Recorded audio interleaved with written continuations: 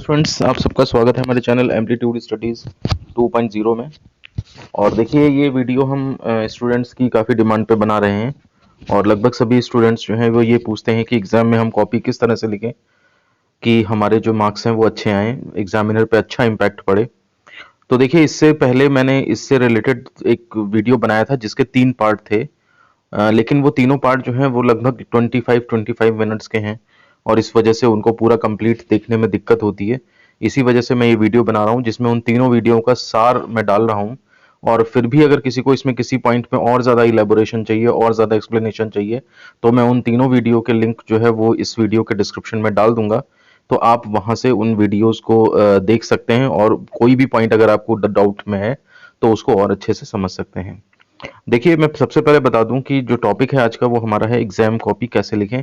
चाहे आपका कोई भी एग्जाम हो जिसमें थ्योरेटिकली लिखना होता है, उन एग्जाम्स की हम बात करें, चाहे वो यूपीबीटी हो या फिर चाहे वो यूपी बोर्ड हो, चाहे सीबीएसई बोर्ड, चाहे कोई भी बोर्ड हो, किसी भी तरह का अगर थ्योरेटिकल एग्जाम कहीं भी अगर वो हो रहा है तो उसमें आपका क्या अप्रोच होना चाहिए, आपका क्या जो है वो ध्यान रहना चाहिए, आपको किन बातों का ध्यान रखना है, वो सारी चीजें हम इसमें डिस्कस करेंगे। सबसे पहले मैं बता दूं आपको कि आपने पूरे ईयर में या पूरे सेमेस्टर में जो भी पढ़ा है वो उससे कोई फर्क नहीं पड़ता। आपकी जो कॉपी लिखेंगे आप एग्जाम में उन 3 घंटों में या 2.5 घंटों में या 2 घंटों में, वही कॉपी आपके पूरे साल भर की मेहनत को रिप्रेजेंट करती है। तो इसका मतलब यह है कि आपको न सिर्फ तैयारी करनी है पूरे एग्जाम की, बल्कि कॉपी को भी इस तरह से रिप्रेजेंट करना है कि जो आपको आता है वो आपको एग्जामिनर के सामने वो चीज दिखे कि हाँ वो आपको आता है। और मैं जो ये वीडियो बना रहा हूँ ये स्टूडेंट्स की नज़र से भी बना रहा हूँ और एज ए टीचर होने के नाते कि हम जब कॉपी चेक करते हैं तो क्या चीज़ें एक्सपेक्ट करते हैं बच्चों से, उन चीज़ों को भी हम इसमें डाल रहे हैं ताकि आपको सारी बातें क्लियर हो जाएं कि एक बच्चे के नज़रिए से और एक टीचर के नज़रिए से क्या क्या चीज़ें ऐसी हैं जो कि आपकी कॉपी को इम्प्रेसिव बना सकती हैं। टीचर्स क्या चाहते हैं आपकी कॉपी में, वो सारी की सारी चीज़ें जो है हम इसमें डिस्कस करेंगे। तो सबसे पहला काम जो होता है, नंबर वन, इसमें करीब टोटल 21 पॉइंट्स हैं। बल्कि पॉइंट्स तो लगभग 25 26 हैं, लेकिन मैं 21 डिस्कस करूंगा। वो जो डिटेल्ड वीडियो के लिंक्स मैंने इसमें डाल रखे हैं डिस्क्रिप्शन में, उसमें सारे पॉइंट्स आपको बहुत ज्यादा डिटेल में मिलेंगे। अब देखिए, पहला पॉइंट होता है कॉपी मिलने पर चेक अवश्य करें। चेक करना मतलब जितना ऊपर नंबर ऑफ पेजेस लिखे हैं वो उतने पेज अंदर हैं या नहीं, ये चीज़ ज़रूर देख लेनी है आपने। नहीं तो बाद में ये आपके लिए कभी कभी नेगेटिव भी हो सकता है, कि पेज कम है तो कहाँ गए, कहीं आपने तो नहीं निकाल लिए। साथ ही साथ फटे पेज हों या नहीं हों, क्योंकि कई बार ऐसा होता है बी कॉपी नहीं मिलती है। तो ऐसी केस में अगर को पेज फटे हुए हैं तो उस केस में आप उस कॉपी को जो है वो चेंज कर सकते हैं। दूसरा यह है कि मार्जिन जो है वो अवश्य खींचें। मार्जिन्स जो हैं वो लेफ्ट मार्जिन तो ज़रूर ज़रूर आपको खींचना है। और ध्यान रखिए जो स्टेपलर जहाँ पे है उससे करीब थोड़ा इतना जितना लिख जगह छोड़ें कि जिसमें आप क्वेश्चन नंबर और उसका पार्ट नंबर आराम से डाल सकें। टॉप मार्जिन, जो टॉप पे मार्जिन होता है वो आप चाहें तो डालें या ना डालें, वो आपकी मर्जी है, लेकिन राइट और डाउन मार्जिन कभी भी ना डालें, क्योंकि ऐसे में लगता है कि बच्चे ने जानबूझ के पेज को छोटा कर दिया है ताकि वो कम लिखे और ज्यादा लगे। तो ये बैड इम्पैक्ट पड़ता है। आप इसमें हमेशा ध्यान रखें कि राइट मार्जिन, दाईं तरफ कोई मार्जिन की जरूरत नहीं होती है, ऐसे ही नीचे साइड में कोई मार्जिन की जरूरत नहीं होती है। लोग क्या करते हैं, पूरा एक चौकोर आयताकार एक बॉक्स सा बना देते हैं और उसके अंदर केवल लिखते हैं, वो भी दूर दूर। इससे बहुत ज्यादा बुरा फर्क पड़ता है। एग्जामिनर ये समझते हैं कि बच्चे को आता नहीं है, केवल वो दिखाना चाहता है कि मैंने देखो इतना लंबा आंसर लिखा। तो ये गलती कभी ना करें। मार्जिन जो है वो केवल लेफ्ट और बहुत ज्यादा जरूरी है तो टॉप मार्जिन, बस इसके अलावा नहीं। अगली बात आती है दो प्रश्नों के बीच गैप गैप अवश्य रखें। देखा जाता है कि एग्जामिनर्स जब कॉपी चेक करते हैं तो थोड़ा स्पीड में करते हैं। उसके दूसरे रीजन है जो मैंने उस वीडियो में, डिटेल्ड वीडियो में समझाए हैं कि ऐसा क्यों होता है, लेकिन रियलिटी यही है। और इस वजह से क्या होता है, कभी कभी वो लोग जो हैं वो क्वेश्चंस को मिस कर जाते हैं। जैसे आपका एक क्वेश्चन खत्म हुआ और अगर आपने एक भी लाइन का गैप नहीं छोड़ा और तुरंत दूसरा क्वेश्चन स्टार्ट कर दिया, तो हो सकता है वो दूसरे क्वेश्चन पे ध्यान ही नहीं दे पाए, वो सोचें कि पहला ही क्वेश्चन वो आगे तक चल रहा है। तो इसलिए जब भी आपका कोई भी क्वेश्चन का कोई भी पार्ट खत्म हो तो आप 2 3 लाइन का गैप छोड़ करके और फिर एक या तो ब्लैक पेन से एक लाइन खींच दें पूरी, जिससे कि ये साफ साफ पता लगे कि हाँ मेरा एक क्वेश्चन यहाँ पे खत्म हो रहा है और फिर दूसरा स्टार्ट हो रहा है। और अगर आपका क्वेश्चन खत्म होते समय पेज में 2 ही 3 लाइन बची हैं तो फिर आप नेक्स्ट पेज से भी स्टार्ट कर सकते हैं। इसके बाद चौथा पॉइंट है अच्छी हैंडराइटिंग हो। देखिए ये अच्छी हैंडराइटिंग तो ये अपने अलग-अलग बच्चे की अलग-अलग होती है। इसके लिए आपको छोटे पर से मेहनत करनी पड़ती है। लेकिन फिर भी ये है कि रिटन प्रैक्टिस है अगर आपकी अच्छी, तो साल भर जो आप नोट्स बनाएँ उसमें ध्यान रखें कि अच्छी हैंडराइटिंग का बहुत ज़्यादा इम्पैक्ट पड़ता है। इसमें अलग से नंबर नहीं मिलते हैं आपको। ऐसा नहीं है कि अच्छी हैंडराइटिंग का आपको नंबर मिल जाएगा। इसमें ये होता है कि जैसे 5-5 नंबर के क्वेश्चंस में अगर एग्जामिनर आपको 2-2 ढाई-ढाई नंबर दे रहा था, तो अगर अच्छा हैंडराइटिंग अच्छी हैंडराइटिंग लिखेगा तो वही 2-2 ढाई-ढाई देने की बजाय आपको 3-3 साढ़े 3-3 नंबर इस तरह से दे जाएगा। सॉरी। तो इस तरह से आपका जो इम्पैक्ट है वो अलग से तो नहीं आएगा, लेकिन आपको हर क्वेश्चन में थोड़ा-थोड़ा जो है वो फायदा इस तरह का मिल जाएगा। तो इसलिए ये जरूरी है कि आपकी हैंडराइटिंग जो है वो बहुत अच्छी हो यहाँ पे। पांचवा पॉइंट है प्रश्न संख्या व भाग हर बार डालें। ये गलती अक्सर बच्चे करते हैं कि आपने क्वेश्चन नंबर 1 स्टार्ट किया और उसका ए पार्ट कर रहे हैं मान लिया, और जब खत्म हुआ तो आपने केवल बी डाल दिया। आपको चाहिए कि वहां पर भी क्वेश्चन नंबर 1 का बी पार्ट इस तरह से डालें, क्योंकि एग्जामिनर को हर क्वेश्चन की मार्किंग टॉप पेज पे करनी पड़ती है। तो वहां पर आकर के अब मान लिया सपोज करिए ए बी सी, अगर किसी बच्चे ने मिक्स करके कर रखा है, फर्स्ट का ए अभी किया, सेकंड का बी कर दिया, फिर थर्ड का सी कर दिया, तो बार बार उसे पेज पलट के पहले पेज पे जब वो मार्किंग नोट करता है तो वहां पे उसको प्रॉब्लम होती है। तो जब भी आप कोई पार्ट डालें तो केवल सी डी ऐसे पार्ट ना डाल के क्वेश्चन नंबर 1 का सी पार्ट, क्वेश्चन नंबर 2 का डी पार्ट इस तरह से करके डालें, ताकि एग्जामिनर को मार्क्स चढ़ाने में जरा से भी दिक्कत ना हो। आप ये देखिए, आप जितना आराम उसे देंगे, जितना सहूलियत उसे प्रोवाइड करेंगे एग्जामिनर को, उसके कलम से आप उतने ही ज्यादा नंबर गेन कर पाएंगे। उसके बाद देखिए छठवां पॉइंट जो कि मिस हो गया है, मैं बता देता हूं आपका, क्वेश्चन के ऑर्डर के बारे में है। जैसे क्वेश्चन के ऑर्डर में कहा जाता है कि जो आपको सबसे अच्छा आता है वो सबसे पहले लिख लो, और जो आपको नहीं ज्यादा अच्छा था वो बाद में लिखो, या फिर क्वेश्चन के सारे पार्ट एक ही जगह करो। देखिए नियम तो वास्तव में ये है कि आप कोई भी क्वेश्चन कोई भी पार्ट कहीं भी करें, कोई फर्क नहीं पड़ता। अगर आपका वो सही है तो आपको मार्क्स मिलने चाहिए। लेकिन बात वही है कि आपका एग्जामिनर के ऊपर इम्पैक्ट क्या पड़ता है। तो मेरे हिसाब से जो मैं सोचता हूँ वो ये है कि जो क्वेश्चन आपको अच्छा आता है उसके सारे पार्ट्स जो हैं वो आप एक साथ करें। जैसे मान लिया आपको क्वेश्चन नंबर 3 आता है, अच्छा, तो उसके 3 का ए बी सी मतलब उसको पूरा कंप्लीट आप सबसे पहले करें, फिर आप किसी दूसरे क्वेश्चन पे मूव करें। कुछ बोर्ड में होता है, जैसे यूपीबीटी बोर्ड में होता भी है कि एक क्वेश्चन, ये कहा जाता है क्वेश्चन का क्रम तो आगे पीछे कर सकते हैं, लेकिन संभव हो तो सारे पार्ट्स उसके एक ही जगह पे करें। तो अगर आपको अच्छा तैयारी है आपकी और सारे पार्ट्स आते हैं, सारे क्वेश्चंस आते हैं, तो आप अगर सीरियल वाइज चलेंगे तो वो ज्यादा इम्पैक्ट डालता है एग्जामिनर पे, क्योंकि उतना ही आसानी उसे ऊपर मार्क्स चढ़ाने में होती है। तो नियम तो खैर कुछ और है, लेकिन अगर आप सीरियल मेंटेन कर पाए तो ये बहुत अच्छी बात है। अदरवाइज फिर आप कोई भी क्वेश्चन कहीं भी करें, सारे पार्ट्स उसके एक साथ करें, और अगर वैसा भी नहीं हो पा रहा आपसे तो फिर आप कोई भी पार्ट कहीं भी करें। नंबर तो आपको मिलेंगे अगर अच्छा है, लेकिन वही ये इम्पैक्ट की बात होती है। तो जहां आपको मतलब 2-2 ढाई-ढाई नंबर मिल रहे हैं, अगर आपका इम्पैक्ट अच्छा पड़ता है तो वहीं पे आपको 3-3 साढ़े 3-3 नंबर मिलने लगेंगे। तो इसलिए ओवरऑल जो स्कोरिंग है उस पर आपका अच्छा फर्क पड़ता है उससे। सातवां पॉइंट है जो है वो पेन आपका अच्छा हो। मैंने आपको, अगर आप डिटेल्ड वीडियो देखेंगे जाकर के, तो मैंने आपको पेन की क्वालिटीज बताई हैं। वो वीडियोस मैंने बहुत ही रिसर्च करने के बाद बनाए थे, और आप उनको देख सकते हैं जाकर के कि आपको अब मेरा रिसर्च वर्क उसमें साफ साफ दिखाई भी देगा कि पेन की क्वालिटी कैसी होनी चाहिए, किस तरह का पेन खरीद के जाएं। जरा सा भी उसमें मतलब पैसों की बचत करने के बारे में ना सोचें। सिंपल 5 रुपए का पेन भी बहुत अच्छे आते हैं। आप 2-3 रुपए का पेन जो है वो यूज एंड थ्रो वाला वो ना लेकर के अगर 5 रुपए वाला पेन लेंगे तो वो बहुत अच्छा होता है। तो टेस्टिंग के क्या तरीके हैं वो मैंने डिटेल में समझाए हैं, क्योंकि पेन जितना अच्छा होगा उतना ही ज्यादा आपकी राइटिंग अच्छी बनेगी और उतना ही जल्दी आप लिख पाएंगे और ज्यादा अच्छा कर पाएंगे पेपर। अगली बात आती है आठवां, उंगलियों की एक्सरसाइज किया करें। देखिए एग्जाम के तुरंत टाइम तो ये नहीं हो सकता, लेकिन ये इसके लिए साल भर प्रैक्टिस करी जाती है। उंगलियों की तरह तरह की एक्सरसाइज होती है, उनको आप एग्जाम टाइम में ज्यादा करना शुरू कर दें। वैसा साल भर किया करें, क्योंकि नोट्स तो साल भर बनाने होते हैं, लेकिन एग्जाम टाइम में उन उंगलियों की एक्सरसाइज को जो है वो ट्राई करें, ताकि एग्जाम में लिखते समय आप फ्री फ्लो में लिख पाएं और आपके हाथ न थकें। कई बार ऐसा होता है कि लिख बहुत जल्दी जल्दी लिखना पड़ता है और उस केस में आदत रहती नहीं है, इस वजह से जो है वो फिर आपको 2-4 मिनट का ब्रेक लेना पड़ता है, या फिर एग्जाम में आपको स्पीड धीमी हो जाती है, तो इसका अल्टीमेट बुरा इफेक्ट पड़ता है आपके पेपर पे। तो इसलिए उंगली की एक्सरसाइज मैंने उस वीडियो में बताई, आप उनको करें एग्जाम टाइम में। तो उससे भी आपकी हैंडराइटिंग जो है वो थोड़ा फास्ट हो जाएगी, आपको थकान का अनुभव नहीं होगा।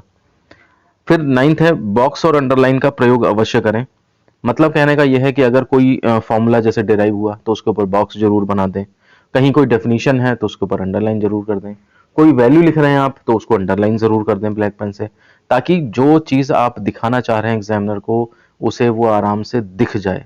जहां उसने नंबर टपकाने हैं वो तुरंत एरिया अगर उसे दिख जाएगा वो तुरंत नंबर दे देगा आपको। मैंने आपको हमेशा बताया इसी वीडियो में कि जितना सहूलियत आप उसे देंगे, जितना आराम उसे पहुंचाएंगे, उतना ही ज्यादा वो आपसे खुश होगा। मान लिया सपोज आपके घर पे कोई मेहमान आता है, आप कहते हो जाओ फ्रिज में मिठाई पड़ी है वो ले लो, वहीं से पानी भी निकाल लेना वो पी लेना, ठीक है चाय बना लो जाके, हो ये लेकिन हम क्या करते हैं, मेहमान जब आता है तो उसके लिए सारी चीजें उसके सामने टेबल पर रखते हैं आके। क्यों? क्योंकि हम उसे प्रसन्न करना चाहते हैं, वो हमारा अतिथि है। तो वही चीज यहाँ पर है, एग्जामिनर को आपने इस तरह से सेटिस्फाई करना है कि वो खुश होकर के आपको जहां दो दो नंबर देने हैं वहां पे आपको वो ढाई ढाई तीन तीन नंबर दे जाएगा, और उसका ओवरऑल इम्पैक्ट आपके अच्छे स्कोर पे पड़ेगा जाकर के। उसके बाद 10वां है, प्रश्न को ध्यान से पढ़ें। कभी कभी ऐसा होता है जल्दबाजी में हम क्वेश्चन पेपर पढ़ते हैं और कुछ का कुछ समझ जाते हैं। पता लगा उसने गुण पूछे और हम उसको जो है, या अवगुण लिख दिया उसने कि इस चीज के अवगुण बताइए, तो अवगुण को हमने गुण ही पढ़ लिया और वो चीज अटेम्प्ट कराए। या फिर कभी कभी न वर्ड लिखा होता है, उसको हमने इग्नोर कर दिया। मैंने डिटेल में समझाया है उस वीडियो में, आप चाहें तो देख सकते हैं। तो प्रश्न को ध्यान से पढ़ लें कि क्या पूछा गया है, फिर उसको अटेम्प्ट करना शुरू करें। कई बार उलट के पूछ देते हैं क्वेश्चन और फिर वो गलत हो जाता है बच्चों का। 11वां है, टाइम मैनेजमेंट करके सॉल्व करें। पता लगा आपका क्वेश्चन नंबर 3 ऐसा है जो कि आपको बहुत अच्छे से आता है, आपने खूब खुशी से क्वेश्चन नंबर 3 डाला और उसको सॉल्व करना स्टार्ट किया, और करते करते पता लगा आपका जब खत्म हुआ तो पता लगा 1.25 घंटा बीत चुका है। अब पता लगा पूरा पेपर बाकी रह गया है और आपका जो है वो सारे क्वेश्चन पड़े हुए हैं करने के लिए, और तब आप घबराहट में, और फिर उसके बाद घबरा गए अगर, तो फिर आपके आने आते हुए क्वेश्चंस भी आपको भूलने लगेंगे। तो ऐसी सिचुएशन कतई नहीं होनी चाहिए। आप हमेशा जो है हाथ में घड़ी का इस्तेमाल करें। डिजिटल घड़ियां अलाउड नहीं होती हैं, तो एनालॉग घड़ी जो है वो यूज करें, और उसमें देख लें कि हाँ मुझे लॉन्ग क्वेश्चन के लिए इतना टाइम चाहिए और शॉर्ट ऑन क्वेश्चन के लिए इतना टाइम चाहिए, दो दो नंबर के क्वेश्चन के लिए इतना टाइम चाहिए। जैसे ही आपके लॉन्ग क्वेश्चन का टाइम जैसे 15-20 मिनट आपने डिसाइड किया है, 20 मिनट अगर बीते तो बस आप उसको सम अप करें। शुरू से ही आप अपनी स्पीड इतनी बनाएं कि 20 मिनट में आपका वो क्वेश्चन जो है वो खत्म हो जाए। तो ये मैनेजमेंट बहुत जरूरी होना चाहिए, नहीं तो कई बार ऐसा होता है आता हुआ पेपर भी बच्चे नहीं कर पाते हैं, या फिर उसे जल्दबाजी के चक्कर में घबराने की वजह से भूल जाते हैं। 12वां है, हेडिंग का प्रयोग करें, पैरावाइज न लिखें। कई बार लंबे क्वेश्चंस होते हैं तो उसमें आप हेडिंग जो है वो ध्यान रख के जाएं। और देखिए पैराग्राफ अगर आपने पूरा कॉपी शुरू से लेकर लास्ट तक पेज भर दिया तो उसको इतना टाइम किसी के पास नहीं होता कि वो उसको पढ़े। अगर आप हेडिंग उसमें डाल देंगे तो हेडिंग के सहारे एग्जामिनर ये जज कर लेते हैं कि आपने अंदर जो है वो क्या लिखा होगा। तो इसलिए अगर हेडिंग में लिखें किसी चीज को, तो इसमें जब भी आप वीडियो देखेंगे मेरे चैनल पे, तो जो भी चीज कराई है मैंने लॉन्ग क्वेश्चंस में हमेशा वो हेडिंग में कराई है, ताकि वो एग्जामिनर को तुरंत पता लग जाए कि हाँ इस बच्चे ने यही चीज लिखी है, तो उससे आइडिया हो जाएगा कि हाँ इसने सही ही लिखा होगा। फिर वो अंदर नहीं ज्यादा चीजें पढ़ेंगे। तो हेडिंग बिल्कुल जो है वो आपकी सही रहनी चाहिए। इसके बाद नेक्स्ट 13 पॉइंट है, आंसर की लंबाई अंक के अनुसार रखें। मतलब 5 नंबर का क्वेश्चन है तो जितना लेंथ होनी चाहिए 1.5-2 पेज वो लगभग हो। 3 नंबर का क्वेश्चन है तो 1 सवा पेज हो।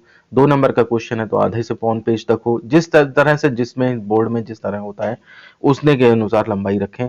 अब पता लगा आपका 5 नंबर में कोई क्वेश्चन पूछा और आपने 2 लाइन में खत्म कर दिया, तो हालांकि वो 2 लाइन भी सही है, गलत नहीं है, लेकिन पूरा क्वेश्चन नहीं एलेबोरेट कर पा रही है, तो उस केस में आपके एग्जामिनर पे बुरा प्रभाव पड़ेगा, जिसका अल्टीमेट जो असर होगा वो आपके मार्किंग पे आएगा। इसके बाद 14 है, पेज को ज्यादा से ज्यादा भरें। देखिए ये ट्रिक है, पेज में आप एग्जामिनर को ये शो करें कि देखो मेरे को आता तो बहुत है, लेकिन ये कॉपी में जगह ही कम है, इस वजह से मैं सारा जो चीजें हैं वो एक्सप्रेस नहीं कर पा रहा हूँ। आप जो मेरे डिटेल्ड वीडियो देखेंगे उसमें देखेंगे कि अगर आपने एक डायग्राम भी बनाना है तो उस डायग्राम को आप ऐसा ना करें कि डायग्राम बना दिया केवल, डायग्राम को थोड़ा सा लेफ्ट में बना के राइट में भी थोड़ा थोड़ा लैंग्वेज उसके साथ लिख दें, ताकि लगे कि हाँ भाई जैसे बुक्स में लिखा रहता है ना, डायग्राम लेफ्ट में बना दिया राइट में बना दिया, उसके बगल में भी जो है वो लिखते रहते हैं वो लोग, ऐसा लगता है कि हाँ उन्होंने कम जगह में ज्यादा लिखने की कोशिश करी है। तो आप भी एग्जामिनर को ये समझाएं, ये इम्पैक्ट डालें कि देखो मेरे को बहुत कुछ आता है और इस तरह लिए मैंने पूरी कॉपी ढंग से भरी हुई है। तो इस वजह से पेज को ज़्यादा से ज़्यादा भरने की कोशिश करें ताकि एग्जामिनर पे अच्छा इम्पैक्ट पड़े। इसके बाद देखिए ये है कि चित्र, ग्राफ, समीकरण, सूत्र बिल्कुल सही हों। मतलब देखिए पहली नज़र जो जाती है वो जाती है किसी भी क्वेश्चन में जो ग्राफ बनाया है, चित्र बनाया है, समीकरण बनाया है या सूत्र है। अब जैसे न्यूटन का ग्रेविटेशन लॉ है, मैं फिजिक्स की ही बात करूं तो न्यूटन का गुरुत्वाकर्षण के नियम में अगर आपने लैंग्वेज लिखी है और नीचे फॉर्मूला लिखा है F equal to GM1m2 divide by R square, तो एग्जामिनर की नज़र लैंग्वेज से पहले जो है वो फॉर्मूले पे जाएगी। अगर आपने F equal to GM1m2 divide by R square सही से लिख दिया है तो वो लैंग्वेज पढ़ेगा ही नहीं, डेफिनेशन नहीं पढ़ेगा, वो पूरे नंबर आपको दे देगा। तो कभी कभी हम क्या करते हैं, जरा से उससे आभास से जो है और पूरी कहानी का पता लग कर लेते हैं। तो एग्जामिनर्स भी इसी तरह से करते हैं। तो ये चीजें जो साफ साफ दिखाई देती हैं, पहली नजर में दिखाई देती हैं, ये चीजें जो हैं वो आपकी कभी गलत नहीं होनी चाहिए। उससे आपको जो है बहुत नंबर पाने में हेल्प मिलती है। 16वां पार्ट है, कुछ गलत है तो उसे सही तरह से काटें। पता लगा आपसे 2 लाइनें गलत लिख गई और आपको पता लग गया कि भाई ये तो गलत हो गया। अब कुछ लोग क्या करते हैं, मोटा सा स्केच पेन लिया काला और उसे बिल्कुल बिल्कुल मोटा काट दिया, रंग दिया उसे पकड़ के। इससे होता यह है कि एग्जामिनर को न चाहते हुए भी दिख जाता है कि बच्चे ने कुछ गलत किया, कुछ आता था उसने गलत लिखा, फिर भूल गया, फिर उसने सही करके लिखा है। तो उसे एक शक पैदा होता है कि यानी कि इसने जो काट के लिखा है कहीं ये भी तो गलत नहीं है। फिर वो उस क्वेश्चन को ध्यान से पढ़ते हैं और ध्यान से पढ़ने के बाद फिर वो अगर गलती पा गए तो वो काट देंगे। तो इसलिए कहा जाता है कि जब भी कोई गलती हो जाए तो हल्की लाइन से उसे काट दें, ताकि अगर एग्जामिनर ढंग से पढ़ रहा है तो वो कटी हुई लाइन को देख लेगा कि हाँ भाई ये तो इसने काट रखा है, और अगर ओवरऑल देख रहा है तो उसे पता ही नहीं लगेगा आपने कहाँ काटा कहाँ नहीं काटा। तो इसलिए अगर काटना है तो सही तरीके से काटें, ताकि आपका वो जो कटी हुई चीज है वो आपके ऊपर आपके इफेक्ट को नेगेटिव में ना ले जा सके। 17वां पॉइंट है, जल्दी स्टार्ट करें और गति बनाए रखें। कई बार होता है कि बच्चे 10-15 मिनट तक क्वेश्चन पेपर ही पढ़ते रहते हैं, हिसाब लगाते रहते हैं, पहले मैं ये करूं कि वो करूं, ये करूं कि वो करूं। तो ये सब ना करें और जैसी क्वेश्चन पेपर मिले एक बार पढ़ने के बाद, एक अगर आपको आता है सब कुछ तो एक तरफ से करना स्टार्ट कर दें, नहीं आता है तो जो क्वेश्चन सबसे पहले आता है उसको करें और स्पीड शुरू से ही मेंटेन रखें। ऐसा नहीं कि 1.5-2 घंटे बाद टाइम कम बचा तब आपने अपनी स्पीड बढ़ाई, तो फिर समझ लीजिए घबराहट में आपसे जो आते हुए क्वेश्चन है वो भी आपसे छूट जाएंगे। 18वां है, प्रत्येक प्रश्न में कुछ ना कुछ लिखें अवश्य। ये चीज जो है वो मैं हमेशा सजेस्ट करता हूं बच्चों को। आपके जितने क्वेश्चन आते थे ढंग से आपने कर डाले, अब बाकी क्वेश्चन आप छोड़ के ना आए, उनके क्वेश्चन नंबर और पार्ट नंबर डाल के उनमें जो मन में आता है, जो मन में आता है, क्या आता है मन में, वो भी मैंने डिटेल्ड वीडियोस में समझाया हुआ है कि अगर कोई क्वेश्चन नहीं आ रहा है आपको तो उस केस में आप उसमें लिखेंगे क्या। तो वो चीज जो है जरूर क्वेश्चन को अटेम्प्ट करें, क्योंकि कई बार एग्जामिनर होते हैं कि सोचते हैं कि चलो इस बच्चे के 15 नंबर आ रहे हैं, 17 पासिंग मार्क्स है, 15 नंबर आ रहे हैं तो 2 नंबर कहीं और दे दें। तो पता लगता है कि उस बच्चे ने क्वेश्चन ही अटेम्प्ट नहीं किए हुए हैं। तो अगर आपने क्वेश्चन अटेम्प्ट किए हो, भले ही गलत अटेम्प्ट किए होंगे, तो भी एक एक नंबर करके आपके 17 कर दिए जाते हैं। क्योंकि बहुत सारे एग्जामिनर ऐसे होते हैं जो दयालु होते हैं, बच्चे के हित के बारे में सोचते हैं। तो इसलिए जो है वो ये चीज आप इस पॉइंट को जरूर ध्यान रखें। इसके बाद 19वां है, एक्स्ट्रा क्वेश्चंस अटेम्प्ट ना करें। ये सबसे बड़ी गलती है, जो बच्चे सोचते हैं कि हम टीचर को बेवकूफ बना देंगे और दूसरे क्वेश्चन के 5 पार्ट करने थे और 7 दिए थे, आप उसमें से 6 पार्ट करे आए। आप में ध्यान रखें हर क्वेश्चन की मार्किंग पहले पेज पे होती है, टेबुलेशन होता है पहले पेज पे। तो अगर दूसरा क्वेश्चन है तो 5 पार्ट जैसे ही आप करेंगे, एग्जामिनर 5 नंबर दे चुका होगा 5 पार्ट में, छठवां जैसी क्वेश्चन अटेम्प्ट करेंगे उसे तुरंत पता लग जाना है कि इसने एक्स्ट्रा क्वेश्चन अटेम्प्ट किया है। तो ये गलती कभी ना करें, इससे बिल्कुल बहुत ही बुरा इफेक्ट पड़ता है। इसीलिए हर बार मैं इस चीज को मना करता हूँ। हाँ, इसको एक दूसरी तरह से घुमा करके आप यूज कर सकते हो, वो चीज मैंने डिटेल्ड वीडियो में समझाई है, आप वहां जाकर के उसे चेक कर सकते हैं कि इसका फायदा कैसे लिया जाए। 20वां है, चित्र पेंसिल से ही बनाएं, क्योंकि अगर मान लिया सपोज बाई चांस कुछ गड़बड़ हो गया, मिटाना पड़ा, तो वो पेंसिल वाला आराम से मिट जाएगा, पेन वाला नहीं मिट पाएगा। 21वां है, उत्तर को चेक अवश्य करें। कई बार ऐसा होता है कि 5 नंबर का क्वेश्चन पूछा, उसमें 3 चीजें पूछ दी। अब 2 चीजें तो लंबी हैं और तीसरी चीज जो है वो छोटी सी है, 1 लाइन की। आपने क्या किया, उसके 2 हिस्से बड़े वाले तो कर दिए और तब तक आप इतना जो है वो सेटिस्फाई हो गए कि पूरा क्वेश्चन मेरा खत्म हो गया, डिराइव हो गया, ये हो गया, वो हो गया, और आप अगले क्वेश्चन पे बढ़ गए। पता लगा वो तीसरा उसने जो छोटी सी 1 लाइन की चीज पूछी थी वो आपको आती थी, लेकिन आप उसे लिखना भूल गए। तो इसलिए एक बार क्वेश्चन कंप्लीट हो जाए, वो पूरा हो जाए, तो आप क्वेश्चन पेपर में उस क्वेश्चन को पढ़ लें फिर से कि कोई एक और ऐसी चीज थी तो नहीं थी इसमें जो पूछी थी। तो अब पता लगा मान लिया वो चीज आपने छोड़ रखी है, 1 नंबर की वो चीज, वो कट जाएगा नंबर वहीं पे। तो इसलिए एक बार क्वेश्चन को जरूर पढ़ लें जब आप उसका आंसर दे दें। एक बार ज़रूर पढ़ लेना चाहिए। इसके अलावा देखिए कई सारे पॉइंट हैं जो अब इस वीडियो में कवर नहीं कर पा रहे हैं। ये वीडियो जो है 20 मिनट का वैसे ही बन चुका है, तो और 20 पॉइंट भी हमने डिस्कस कर लिए हैं, 20 क्या 21 पॉइंट डिस्कस कर लिए हैं। मैंने डिटेल्ड वीडियो में ये भी बताया है कि कोई क्वेश्चन भूल जाएँ तो उसमें लिखें क्या। लंबा क्वेश्चन और टाइम कम है, मान लिया लास्ट में आपके पास लंबा क्वेश्चन बचा और टाइम बहुत ही कम है, तो कैसे उसको सॉल्व करें। और किसी प्रश्न में कुछ भी समझ में ना आए तो क्या लिख दें ताकि कुछ ना कुछ नंबर मिल जाए। और एग्जामिनर को चीट कैसे करें। देखिए ये पॉइंट जो है वो मैं सजेस्ट करूंगा कि आप लोग इसको मतलब पॉजिटिव वे में लें। ऐसा ना देखें कि ये देखो टीचर होकर के कैसी बात कर रहे हैं। ये ऐसा है कि कभी भी अगर आपका मतलब कोशिश हो या कोई चारा ना बचे और बिल्कुल अल्टीमेटली लास्ट में पेपर के अगर आप चाहें तो ये कुछ एक चीटिंग का मतलब वो तरीका है जो बताया जाता है कभी कभी। तो अगर आप चाहें तो इसे कर सकते हैं, वैसे मैं सजेस्ट बिल्कुल नहीं भी नहीं करता। ये चीज़ें आपको अगर देखनी है तो आप मेरे डिटेल्ड वीडियो जिनके लिंक मैंने डिस्क्रिप्शन में डाले हैं उनमें आप जा करके इसको देख सकते हैं। और डिटेल्ड वीडियोस हैं वो तीन तीन पार्ट हैं, लिंक डिस्क्रिप्शन में है। और अगर आप चैनल में भी देखना चाहते हैं तो चैनल के अंदर प्लेलिस्ट सेक्शन में जाएंगे और वहां पे सक्सेस टिप्स नाम से आपको एक प्लेलिस्ट मिलेगी, उसके अंदर भी ये तीन वीडियो आपको मिल जाएंगे। तो ये वीडियो फिर मैं यहीं पे ख़त्म करता हूँ। आप को पसंद आया हो तो आप लाइक करें और मुझे बताएं कि क्या कमेंट करके कि आपको ये पॉइंट्स जो हैं कैसे लगे। और इसके अलावा अगर कोई पॉइंट आपके दिमाग में आता है तो वो आप हमें कमेंट करके ज़रूर बताएं। हम कोई एक और वीडियो अपडेट इसका दे देंगे, उसमें इसको शामिल करेंगे। और साथ ही साथ अपने दोस्तों को शेयर करें ताकि उनको भी पता लग सके कि किस तरह से कॉपी लिखनी है एग्ज़ाम में, ताकि उनको अच्छे नंबर मिल जाएं। तो इस वीडियो को फिर मैं यहीं पे ख़त्म करता हूँ, मिलते हैं आपसे नेक्स्ट वीडियो में। धन्यवाद।